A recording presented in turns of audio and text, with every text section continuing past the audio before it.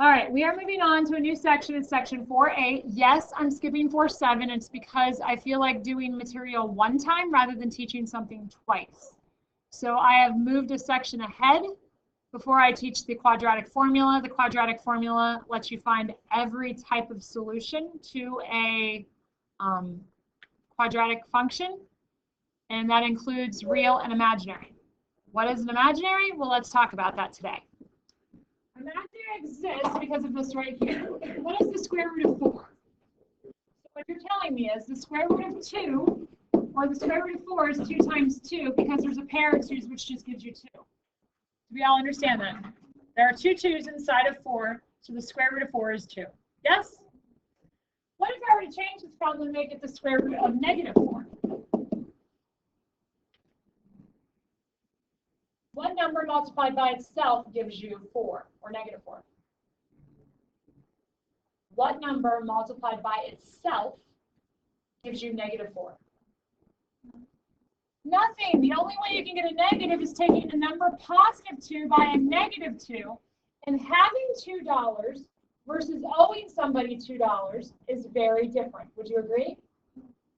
So therefore, those numbers are not the same, and it's not possible. Well, if it's not possible, it gets become very confusing for people. So what mathematicians did is they figured out a way for you to be able to calculate the square root of a negative. And the way we do that is by making up a new number system. The new number system is what we call a complex number system. And this system exists so that you can take the square root of a negative number. Okay? The form that you're going to be using is a plus bi. A is the real part, bi is the imaginary part. If it's imaginary and we can't see them, why are we doing them? We're doing them because you remember before whenever I said, hey, if it's x squared, you should have 2 answers. If it's x cubed, you should have 3 answers. If it's x to the 10th, you should have 10 answers. Remember me telling you that before? Learning the imaginary number system allows you to get those other answers that you typically would not be able to see. Do we all understand that? Okay. Now, the biggest thing I need your brain to grasp is that I squared is equal to the number negative 1. I stands for imaginary. I squared is equal to negative 1. Now, what you're going to do is calculate the square root of negative 16. You're going to break it down to be negative 1 times 16. Well, what did I say negative 1 was equal to? I squared, correct? So I'm going to make this I squared times 16. What is the square root of I squared? That comes out as an I. What is the square root of 16? That comes out as a 4. So the square root of negative 16 is actually 4i. The square root of negative 16 is actually 4i. Okay? We're going to do the exact same problem here. The square root of negative 9. The square root of negative 9, you are going to break this down. This is going to be negative 1 times 9. What is negative 1 equal to? I squared. The square root of I squared is? The square root of 9 is? To give you 3i. Yes?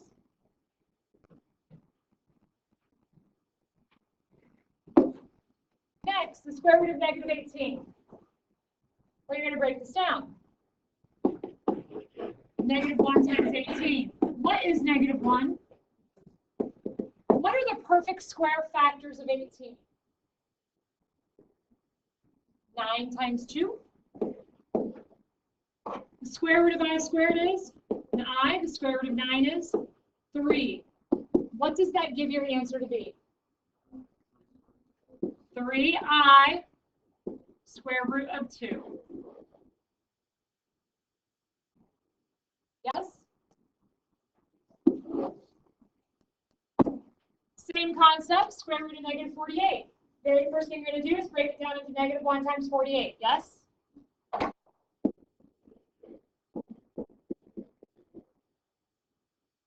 What is negative 1? I squared. Do I have any perfect square factors of 48? Go bigger. Nope, 24 and 2 are not perfect squares. You said 4 times 12. What's inside of 12? 3 and 4. So how about 4 times 4, which is what? 16. So 48 divided by 16 is what?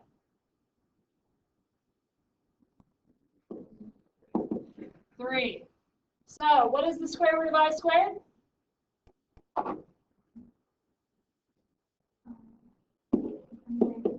I. What is the square root of 16? So this gives you a 4i square roots of 3. Do we understand that, yes or no? Okay, that's pretty simple. That was the very first simplifying radicals worksheet that we did. You didn't have any negative radicals before. Now you do have negative radicals. You're dealing with that I. Do we all remember that from section 4.6? It's the first worksheet we did. Okay, the next thing we're going to do is graphing imaginary numbers. Well, how do you graph an imaginary number if you can't see it? Very easy. You make it so that you can see it. The real number is now the x-axis. The imaginary axis was your y-axis. Does that make sense? The x-axis turns into the real axis. The y-axis turns into the imaginary. Now I want to plot the point 3 minus 8i. So I need to go left or right on my real axis 3 units. Which direction am I going to go? I'm going to go to the right 3 units from the origin. So from here, I'm going to go right 3 units, 1, 2, 3. And then I'm going to go how many units on my imaginary axis? Down 8 units. This is 1, 2, 3, 4, 5, 6, 7, 8. So here's my point. 3 minus 8i. Do we see that? Yes or no? Make sense?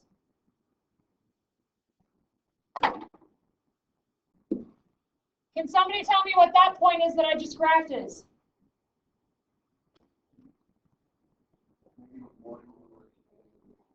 I went to the left 1 unit, so that's negative, and I went up 1, 2, 3, so that's plus 3i. Do we understand that? Yes or no? What about this one right here?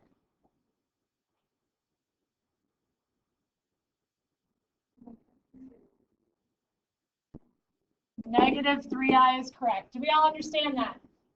That is how you're going to do problems on tonight's homework, 25 through 28.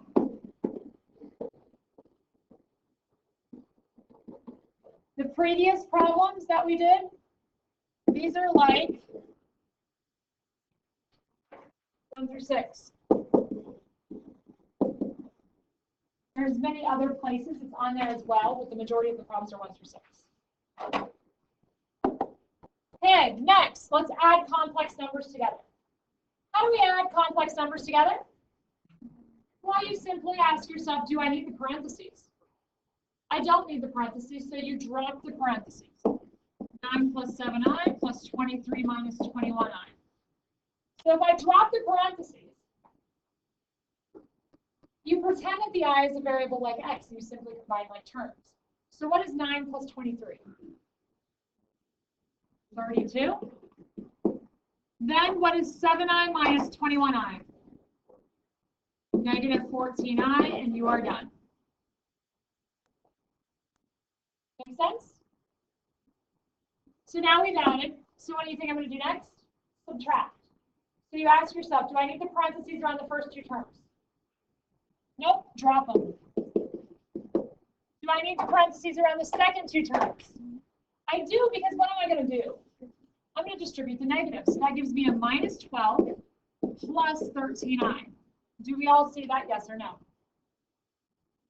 Now I simply combine my terms. So what is 6 minus 12? 9i plus 13i.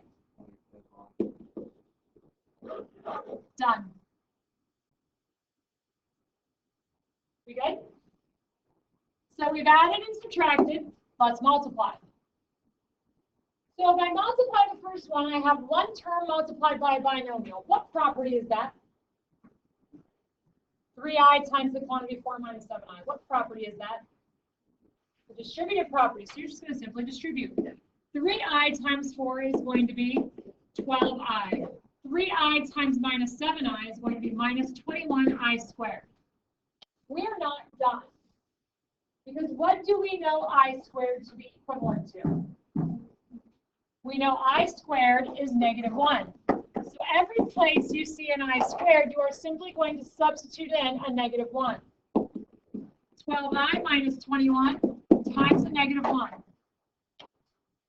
What is -21 times -1? That's going to give me a positive 21 plus 12i. Did you see how I moved the real number 21 in front of the imaginary number 12i?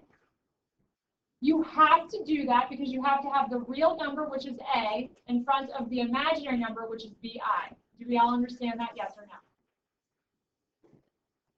That is distributing. Okay, well, what if I have two binomials attached by multiplication? What would you normally want to do there? FOIL. So you're going to do that exact same thing now. So you're going to do 4 times 3, which is 12. 4 times -7, which is -28i. 3i times 3 is going to be 9i. And 3i times -7i is going to give you a minus 21i squared. Does everybody understand that? We good? Now, what did I say I squared was equal to? So this minus 21i squared is going to turn into what? A positive 21. Do we see how I'm just simply crossing that minus 21i squared off and making that a 21 in my head? Now I can combine my terms. So what is 12 plus 21? 33. What is -28i plus 9i? -19i. Done. Do we understand how to multiply? We good? Yes or no? Okay, I'm going to skip the next example, and I'm going to go to division. Okay? When you divide by an imaginary number, you cannot divide by a radical or by an I, ever. So what you're going to do is you're going to multiply by a value of 1. 1 takes on infinitely many forms. 5 divided by 5, 7 divided by 7, x over x, or I over I. Do we all understand that? Now, your goal is to keep in mind that I squared is equal to -1. So if I only have an I in the denominator, I need to multiply it by something to turn it into I squared. Well, what would I need to multiply by? Another I. So an example. Nope. Nope. 9 plus 12i over 3i. Now what I want your brain to notice is that the 9, the 12, and the 3 all are divisible by what number? 3. So go ahead and divide them each by 3. You divide them each by 3. What is 9 divided by 3? 3. What's 12 divided by 3? What is 3i divided by 3? 1i. Yes? However, I still have an I in the denominator, and that is not okay. So I have to multiply by something to turn the I down here into an I squared. Why do I want it to turn into an I squared?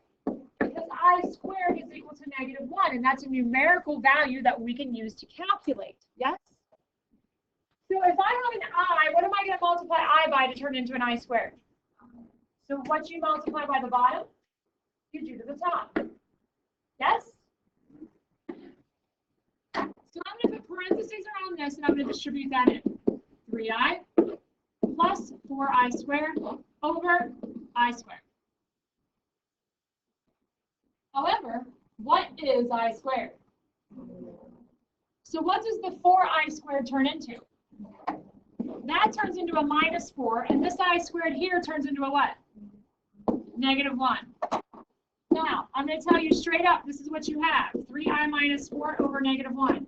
That is not okay to leave it like The very first thing you're going to do is you are going to calculate what this would be. So what is negative 4 divided by negative 1? That is going to give you a positive 4. Then I'm going to go ahead and say, well, what is negative 3i divided by, or what is 3i divided by negative 1?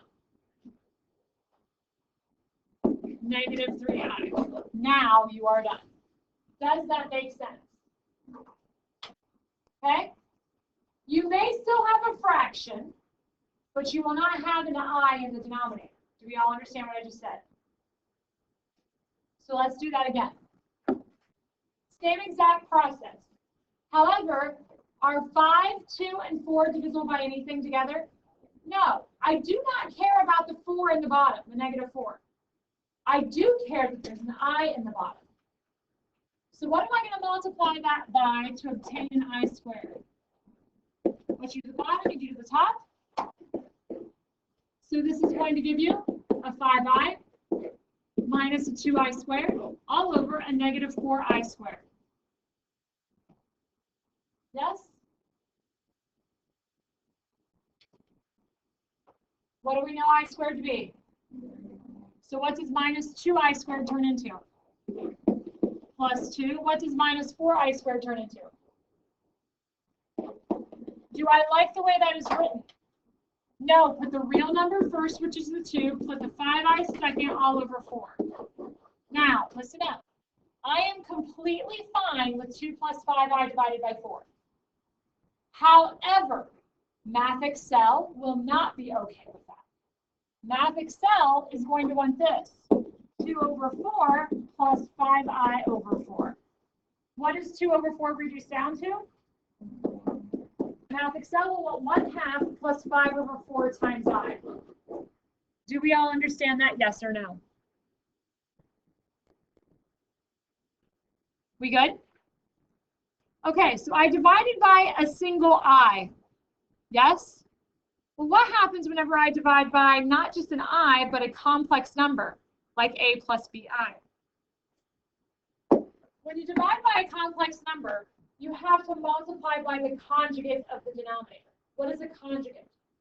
The conjugate is whenever you keep the real number, stays exactly the same, but the imaginary number changes the sign. So if I have a plus bi, the conjugate of a plus bi means I keep the a exactly the way it is, but the plus bi is going to turn into minus bi. How about the conjugate of negative a minus bi? What do I keep? I keep the negative a, and the minus bi turns into plus bi. Do we see that? Another example. 7 minus 14i. What is that going to turn into?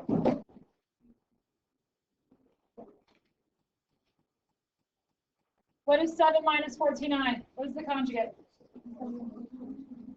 7 plus 14i. Do we all understand that? So, example. I have 5 minus 2i divided by 3 plus 4i. Do you all understand that I'm dividing by a complex number? Complex number means I have a real number, which is going to be the 3, attached to an imaginary number, which is going to be the 4i. Yes? Now you have to multiply by the conjugate of the denominator. What is the conjugate of 3 plus 4i? 3 minus 4i. What you do to the bottom? You do to the top. Put parentheses around every binomial. What you essentially have now is 2 FOIL problems, one on the top and one on the bottom. Do we see that? So let's FOIL the top. 5 times 3 is 15. 5 times minus 4i is minus 20i. Inner is 2i times 3, which is minus the 6i. And outer, or last, is going to be negative 2i minus 4i, which is going to be plus 8i squared. Yes? All over. Now FOIL the bottom. 3 times 3 is 9. Outer, 3 times minus 4 is minus 12i. Inner, 4i times 3 is plus 12i. And last, 4i times minus 4i is minus 16i squared. But your brain needs to constantly remember, what does I squared equal? It does equal -1. So this plus 8I squared that you see at the top turns into what number? Minus 8I. What does the minus 16I squared turn into the bottom? A plus 16. Now combine like terms on the top and on the bottom. 15 minus 8 gives you a 7. -20 and -6 gives you -26I. On the bottom, here's what I need your brain to see. Inner and outer will cancel out every time when you multiply conjugates. Every time. So you don't ever have to do inner and outer when you multiply conjugates. You can do first and last. So what is 9 plus 16? 25. This answer is fine for me, but what will Math Excel require? 7 over 25 minus 26 over 25I. Do we all understand that? Yes or no? Okay, so I have taught you everything you need to know. So let me go ahead and give you your homework for tonight.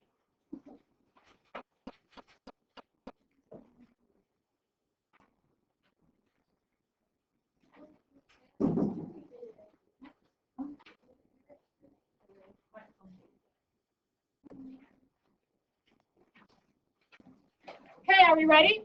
We're going to go ahead and start some problems together. Yes? Okay, problems 1 through 6. We're going to do number 5 first. You ready? The square root of -8. How do we do this problem?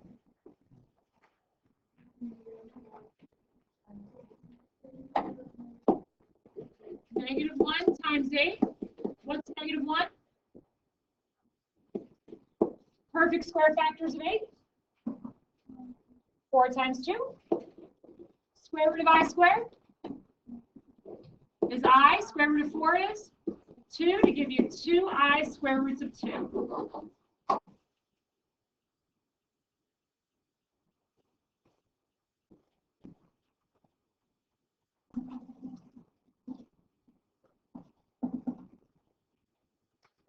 Okay, next. That is how you're going to do problems 1 through 6. Any questions over 1 through 6?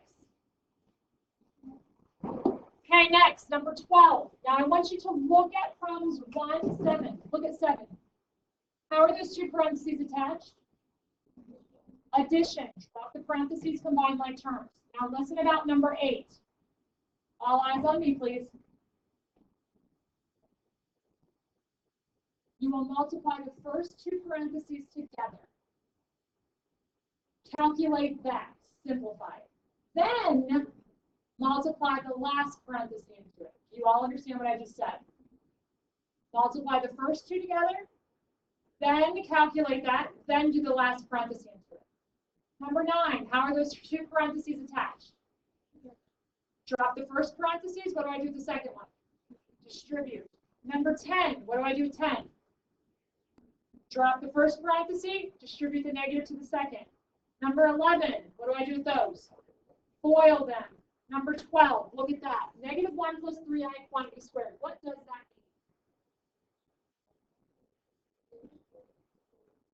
mean? Means there's 2 of them there, right? So you simply are going to write this as -1 plus 3i times -1 plus 3i. Yes? And now FOIL. So this is going to give me first is 1, outer is -3i, inner is -3i, and last would be 9i squared. These are not conjugates. They are exactly the same thing. So therefore, inner and outer must be done. Okay? So now, what is 9i squared? -9. So what is 1 minus 9? -3i and -3i is -6i. Do we understand on number 12? I'll come back to it, okay? We good on 12? Okay, number 15, what are you going to do? Or 13. 13, sorry. What are you going to do on 13? FOIL. How about 14? 14's a little bit different. So let's take a look at number 14. You cannot FOIL these until you simplify each square root with a negative underneath of it. So you first have to do square root of negative 4. So how do I simplify the square root of negative 4? That's 2 plus negative 1 times 4. Negative 1 plus negative 1 times 9. What is negative 1 underneath a radical? I squared.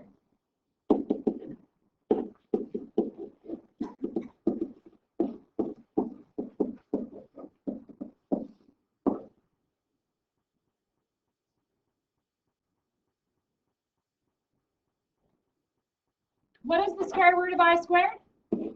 I, the square root of 4. So this problem is actually 2 plus 2i. And then over here, the square root of I squared is I. The square root of 9 is 3. And this is negative 1 plus 3i. Now, what can I do with those two parentheses? I can FOIL them. You cannot FOIL at the beginning until you eliminate the i's from the square roots in the bottom, underneath of them. Yes? So from there, you would go ahead and FOIL negative 2 plus 6i minus 2i plus 6i squared. Now, what is 6i squared? Minus 6. What is negative 2 and negative 6? 6i minus 2i. Do we understand number 14? Please look at number 15. It is very similar, except for after you reduce them, you do not have to FOIL them. How are they attached? You are subtracting the square root of negative 81. Yes, so be very careful. I'm going to get somebody on that problem because of that. Look at number 16, turn it over.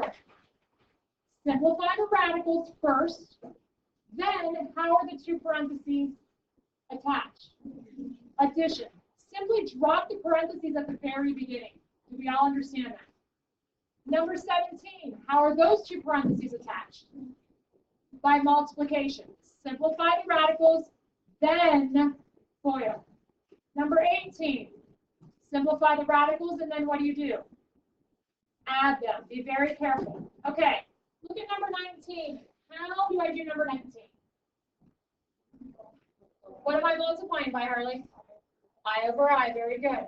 Now let's go ahead and skip down to the next one, which is going to be number 20. What am I dividing by? I'm dividing by a complex number. It has a real and an imaginary part to it. So whenever I'm dividing by a complex number, what do I have to do to this problem to eliminate the complex number? Multiply by the conjugate of the denominator, which would be what in this case? 4 plus 3i. Excellent job. So 4 plus 3i is the denominator. So what you do to the bottom, you do to the top. So this is going to be 4 plus 3i as well. Yes? And yes, FOIL. When you FOIL, the top you must FOIL everything. 3 times 4 is 12. 3 times 3 is 9i. Minus 2i times 4 is minus 8i. And negative 2i times 3i is minus 6i squared.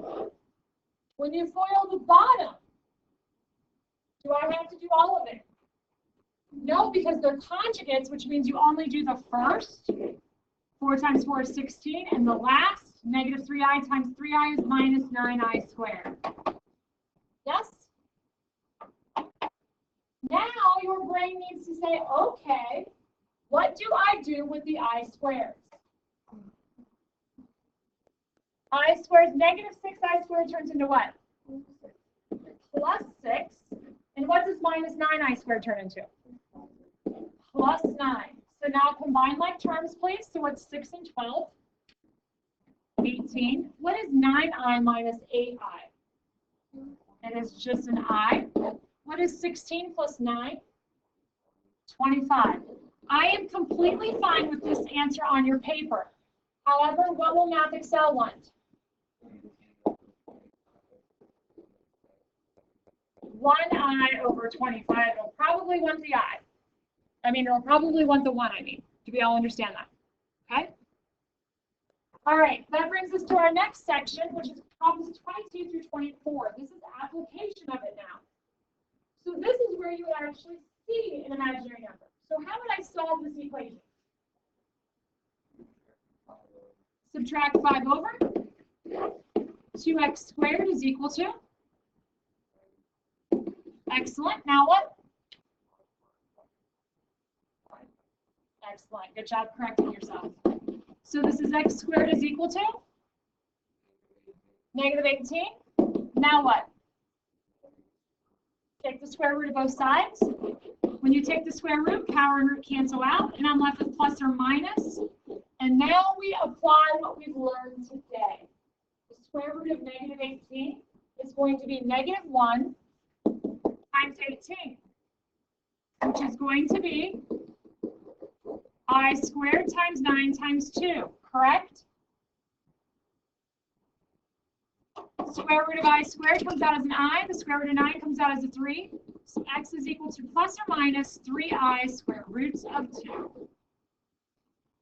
See where we've applied what we've learned today with the concept and equations. Do we understand how to do those problems there? And the last part is going to be graphing. So can anybody tell me what letter A is? What is the ordered pair associated with A? A is equal to what? 2 plus 3i is correct. How about D? Negative 4i is sufficient. Do we all understand how to do tonight's homework? Questions, comments, or concerns? Excellent job.